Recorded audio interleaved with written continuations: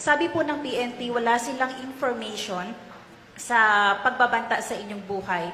Inireport nyo lang po ba ito officially, ngunit nasabi nyong hindi ito pinansin ng mga kinauukulan? Ma'am, nakakahiya sa buong mundo na ang Philippine National Police natin, who by the way has intelligence funds, hindi alam ang mga pangyayari sa ating bansa. Nakakahiya na meron tayong police na hindi nila alam ang threats sa Vice President. Nakakahiya yan, ma'am.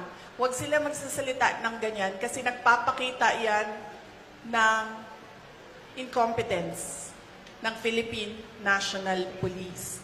Dapat dyan, kung ako po ay Presidente, Secretary ng DILG, Chief ng PNP, ang sagot dyan ay